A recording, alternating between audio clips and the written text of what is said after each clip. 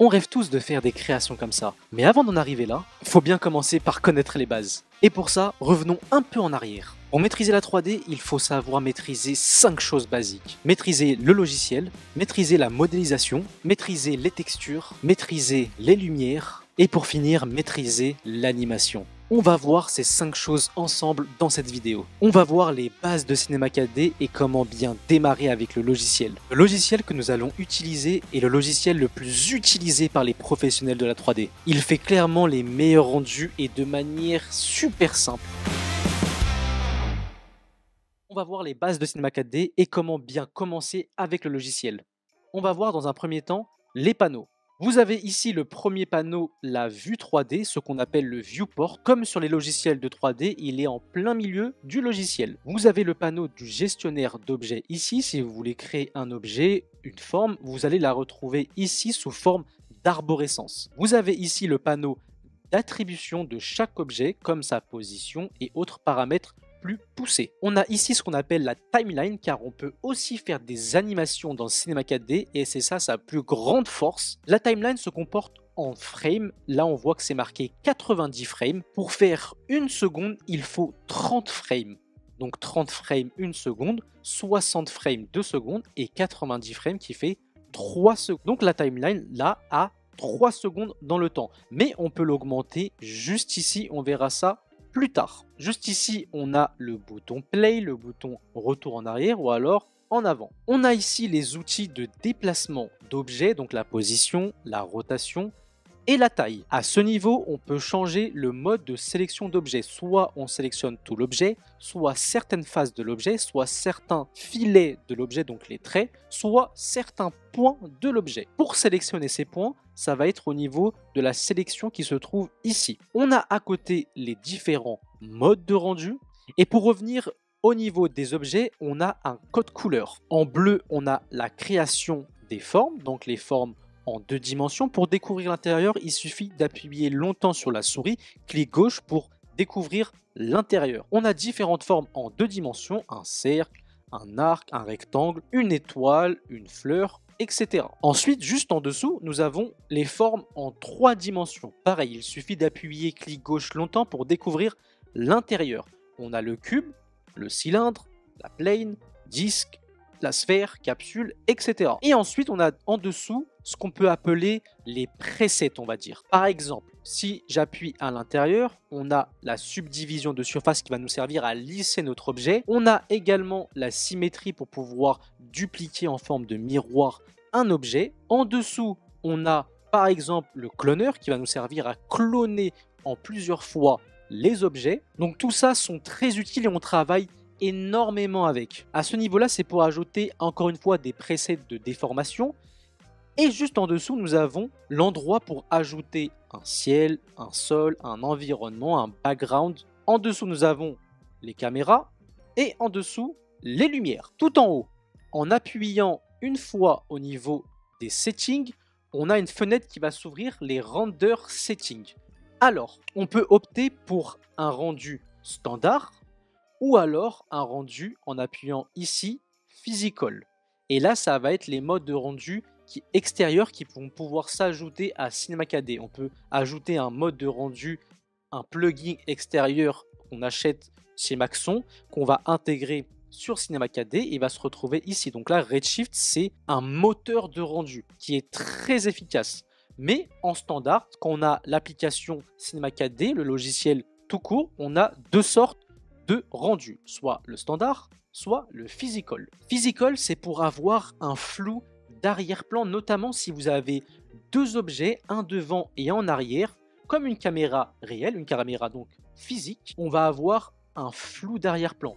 Tandis qu'avec le standard, on ne va pas pouvoir avoir un flou d'arrière-plan. Ensuite, dans le output, on va avoir les dimensions. Donc là, ça va être tout ce qui va être format. Si on va avoir un format vertical, on va mettre du 1080 par 1920. Si on va avoir un format donc standard en paysage, on va mettre 1920 par 1080. Juste en dessous, on va avoir la résolution. Attention à ne pas augmenter énormément cette valeur, car ça va alourdir énormément le logiciel. Bon, il y a beaucoup d'énormément, mais c'est la réalité. Et ici, on a les frames d'exportation. Si on veut exporter uniquement une image, on va mettre une seule frame, donc frame 0 jusqu'à frame 1.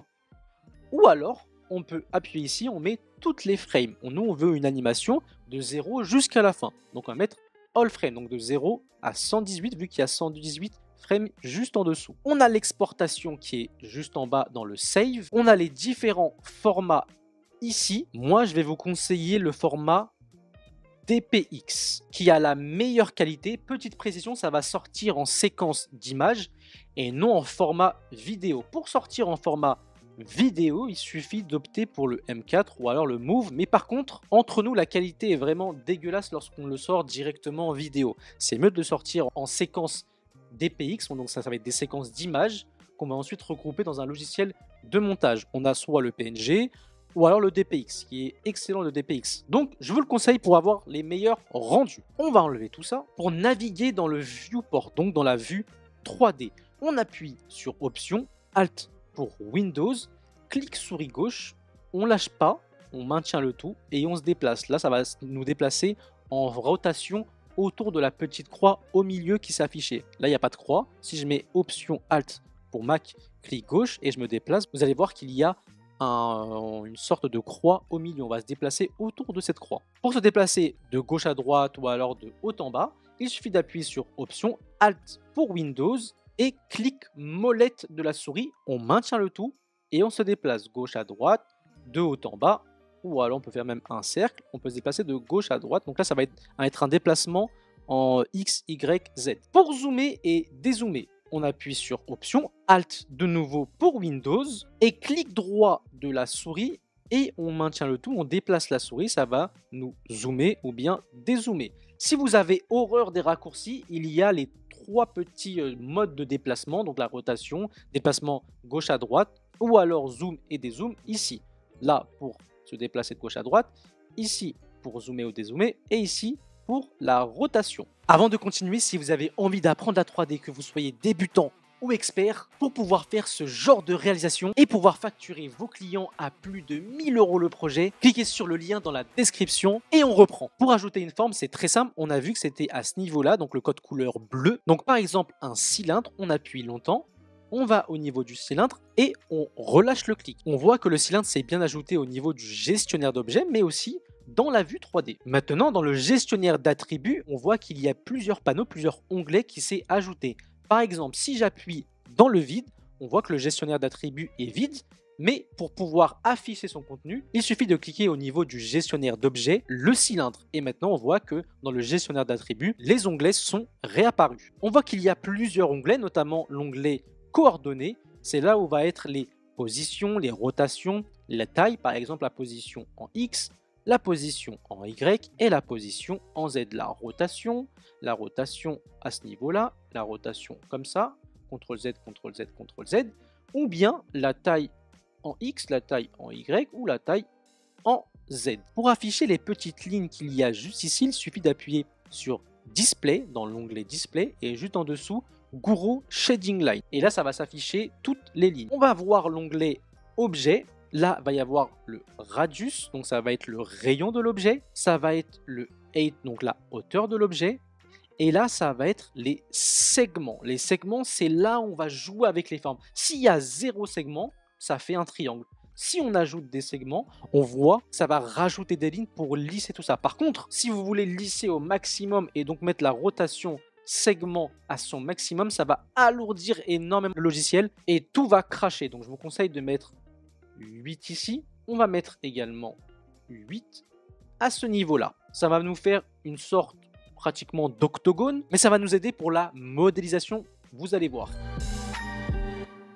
La modélisation, c'est partir d'un cube, d'une forme ou même de rien, de façonner le tout pour en faire un objet. En l'occurrence, on va essayer de faire quelque chose de très simple, un crayon. Pour pouvoir modéliser une forme, pour jouer avec et en faire ce que l'on veut, pour le façonner, pour en faire un objet, il nous faut d'abord éditer cet objet. Comment on fait ça? Tout simplement en sélectionnant l'objet dans le gestionnaire d'objets et en appuyant sur ce petit bouton. Si on reste longtemps, vous voyez qu'il y a la petite lettre C qui nous confirme que le raccourci clavier est bien le C. Donc soit on appuie ici, soit on va appuyer sur le raccourci, donc le clavier C. Par contre, petite précision, lorsqu'on va éditer l'objet, on va plus pouvoir ajouter des segments. On va pouvoir ajouter des segments, mais manuellement en utilisant des options. Mais on n'aura plus la possibilité de changer la rotation segment, etc. dans le panneau d'attribution, car lorsqu'on édite l'objet, tous ces panneaux-là vont être supprimés. Par exemple, le caps,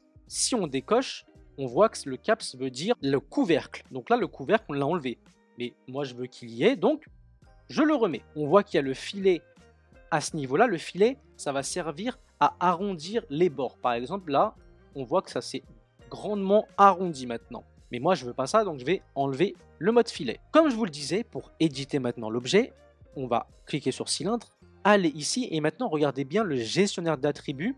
Il y a l'onglet objet, cap slice, et lorsqu'on appuie sur éditer l'objet, tous ces onglets-là vont disparaître. J'appuie, et vous voyez maintenant qu'on n'a plus l'onglet objet, caps, etc. Je fais CTRL Z, et maintenant concentrez-vous sur le gestionnaire d'objets. Vous voyez que là, cette petite icône, c'est un cylindre. On va reconnaître un objet éditable par sa forme. Là, on voit que ce n'est pas un objet qui a été édité. Comment? Car il y a encore l'icône cylindre. Si on édite l'objet, regardez bien le gestionnaire d'objets. Quand je vais cliquer, maintenant, ça s'est transformé en triangle, qui veut dire que c'est devenu un objet éditable. Qu'est-ce qu'un objet éditable? Un objet éditable veut dire qu'on va pouvoir jouer avec ses formes, avec ses traits, avec ses points. Comment? On va sélectionner le cylindre. Maintenant, à ce niveau-là, on va soit sélectionner les faces, on va aller dans le mode de sélection ici, et on peut maintenant sélectionner ces faces-là, aller dans position, bouger ces formes-là, on le bouge comme ça, on peut en faire ce qu'on veut.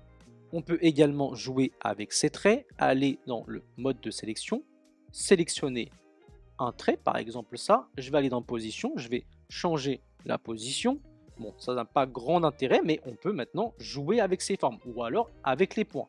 Par exemple, ce point-là, et je vais le bouger, ce point-là, et je vais le bouger comme ceci. Maintenant, je vais faire CTRL Z, et je vais rajouter des segments. Donc là, il est encore en mode cylindre. Donc là, j'ai enlevé le mode éditable, c'était juste pour vous montrer. Je retourne dans l'onglet objet, je vais aller dans 8 et je vais augmenter sa taille en haut pour en faire un crayon. Voilà, je vais diminuer légèrement ça. Je vais aller dans caps et je vais rajouter maintenant des segments à ce niveau-là.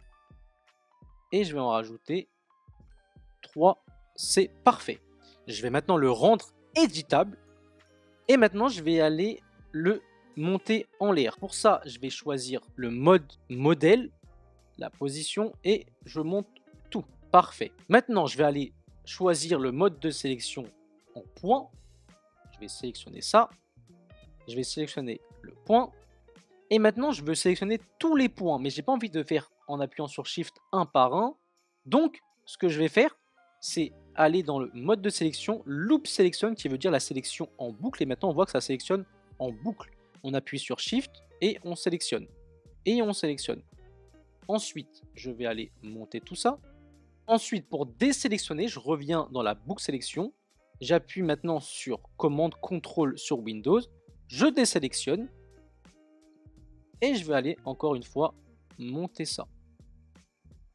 Je vais redésélectionner en faisant le Loop Selection. CTRL commande pour Mac. Je reprends la position.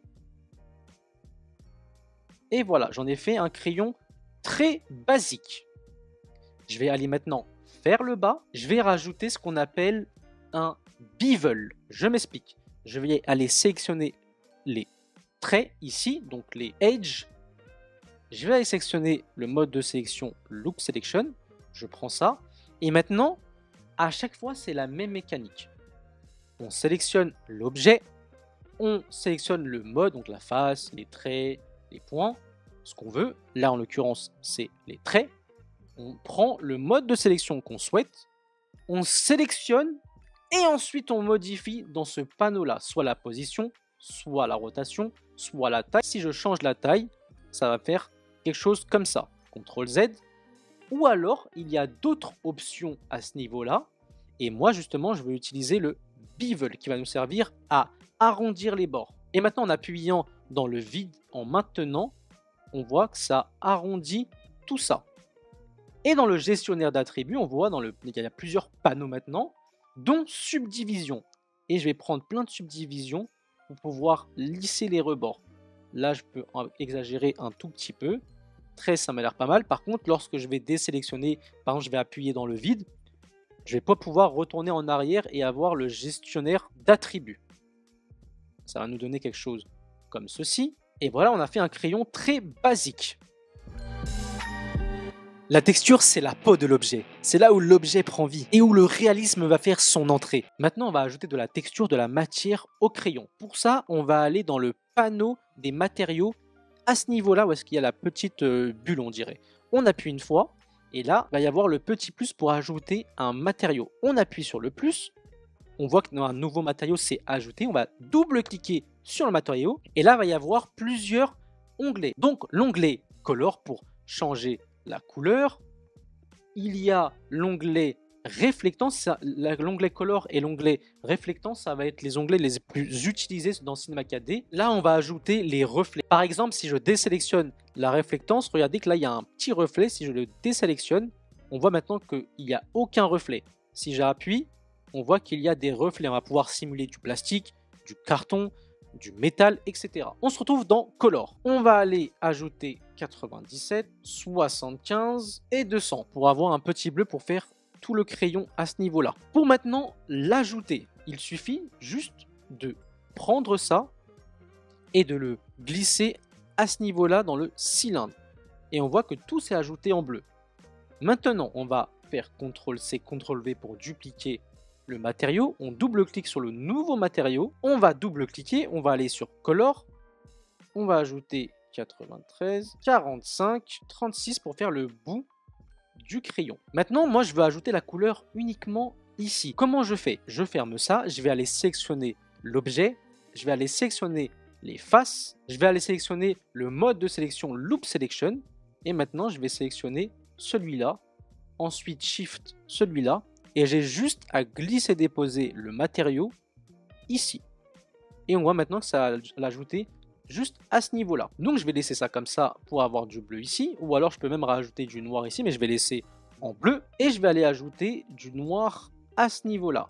Pour ça, je vais aller faire la même chose, je sélectionne, je choisis les faces, je choisis ce mode de sélection, et je vais aller choisir maintenant, en appuyant longtemps ici, il y a plusieurs modes de sélection, je vais choisir le rectangle sélection. Je vais sélectionner tout ça et maintenant je vois que ça m'a sélectionné le tout sans devoir appuyer plusieurs fois. Par exemple là il y a un petit manque, j'appuie sur Shift et là ça me l'a comblé.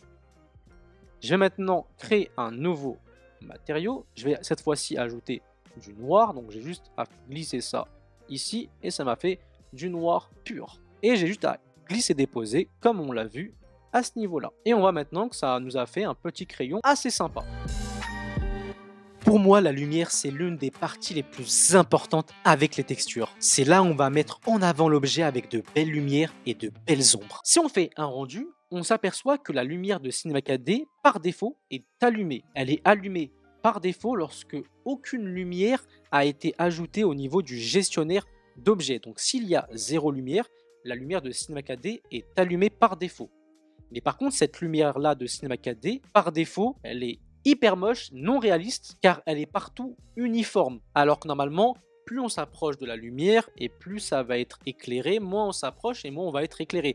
La lumière, c'est pas uniforme partout. Et donc, on va créer une lumière en appuyant longtemps au niveau des lumières ici. Plusieurs lumières se sont affichées, Light, Spotlight, Target Light. Mais moi, je vais utiliser la Area Light, c'est celle que j'utilise tout le temps. J'appuie ici et on voit que maintenant, ça s'est mis en noir car la lumière n'est pas en direction du crayon. Voilà, là maintenant, c'est en direction du crayon. Je vais le mettre à ce niveau-là. Parfait. Une petite rotation. Je vais aller maintenant dans Light à ce niveau-là. Dans Général, on peut s'amuser avec l'intensité ou alors la couleur. Mais moi, je vais aller dans Shadow et je vais mettre une ombre. Comme ça, ça va s'ajouter des petites ombres. Je vais dupliquer cette lumière. Je vais prendre la position et je vais aller changer la disposition de la lumière pour avoir une lumière à sa gauche. Voilà. Je vais changer la rotation. Parfait. Et je vais ajouter une dernière lumière à ce niveau-là la light pour pouvoir illuminer le tout. On a une lumière à gauche, à droite et au-dessus. Je vais la mettre au-dessus. Voilà. Par contre, moi, je vais baisser drastiquement l'intensité. C'est un peu trop. Voilà. Parfait. Donc, on a ajouté nos 3 lumières pour mettre en avant ce crayon. Si je lance un rendu, on a ça avec la petite ombre ici qui est pas dégueulasse. Donc, super. L'animation, ma partie préférée. L'art de raconter une histoire et de faire passer un message à travers une vidéo. Et on va faire une animation très simple avec des clés de position pour comprendre l'animation. On va passer maintenant à l'animation. Comment on anime un objet? C'est très simple. Il suffit de mettre notre petit curseur à 0 et ensuite d'aller dans cylindre, coordonnées. Et vous voyez maintenant qu'il y a des petits losanges à chaque coordonnée. Ça va être les clés de position. On va jouer avec les clés de position. Par exemple, on va mettre une clé de position à ce niveau-là. On va bouger notre crayon, remettre une clé de position dans le temps. Et maintenant, de 1 frame par exemple à 30 frames, ça va bouger de gauche à droite. On va le mettre ici. On va le mettre ici. Ah, voilà. Faites très attention. Là, c'est les faces qui ont été sélectionnées. CTRL Z. Donc, je sélectionne l'objet. Je fais très attention que maintenant ce soit le mode modèle, donc mode d'objet qui est sélectionné pour pouvoir changer la position de tout l'objet et non pas juste uniquement des faces, des traits ou des points. Et maintenant, je vais aller ajouter une caméra au milieu, cette caméra-là, très simple. J'appuie sur caméra. Donc maintenant, si je bouge, ça va bouger la caméra. Donc il ne faut pas que je bouge. Et si j'ai envie de bouger, je sors de la caméra à ce niveau-là. Et là, je peux bouger. On voit que la caméra s'est bien ajoutée. Je retourne à ce niveau-là, je prends le crayon, je vais faire une légère rotation comme ceci. Je vais changer de position, voilà. Maintenant, moi, je veux qu'il vienne vers la caméra tout en tournant et après, il y a un petit ralenti sur le crayon, il tourne moins vite. Pour faire ça, je vais aller déjà le positionner en X à ce niveau-là. Je vais ajouter une clé de position. Je bouge maintenant le curseur. Je vais aller dans les 45 images. Je vais maintenant bouger ça. On voit qu'il y a un point qui s'est fait ici. C'est une clé d'animation. Et maintenant, pour valider l'animation, la clé d'animation, il faut que je rappuie à ce niveau-là. Donc maintenant, si j'appuie sur Play en revenant en arrière, ça me fait ça. Et là, je vais aller tout en arrière et je vais bouger un tout petit peu de nouveau le crayon. Je valide la clé de position et maintenant on voit que ça m'a accéléré dès le départ et là ça me le ralentit très doucement. Et moi je veux que ça avance vite et après ça ralentit. C'est pas fini. Je veux maintenant que ça tourne, donc le crayon fasse une rotation. Pour ça, je vais aller choisir la rotation que je veux. Donc je vais choisir cette rotation là. Je vais faire une rotation comme ça. Je vais aller ici. Je vais faire une rotation comme ça. Valide la clé de position, je vais tout en avant, pardon, et je change un petit peu la rotation pour que ça fasse un effet ralenti. Si j'appuie sur Play, parfait, parfait, on a notre animation. Donc si je reviens dans la caméra, on va avoir quelque chose comme ça. Et maintenant, on va voir notre animation. Si vous voulez aller beaucoup plus loin, j'ai créé une formation pour devenir un pro de la 3D en un seul week-end. On va créer ensemble une Apple Vision, on va le modéliser avec l'intervention exceptionnelle d'un véritable professeur et spécialiste de la 3D de la prestigieuse école Les Gobelins. On va ensuite le texturer et l'animer pour en faire une véritable publicité digne d'Apple. J'ai une excellente nouvelle pour vous, la formation est 100% prise en charge par votre CPF. Il suffit de cliquer dans le lien dans la description et je vous dis à bientôt pour une prochaine vidéo.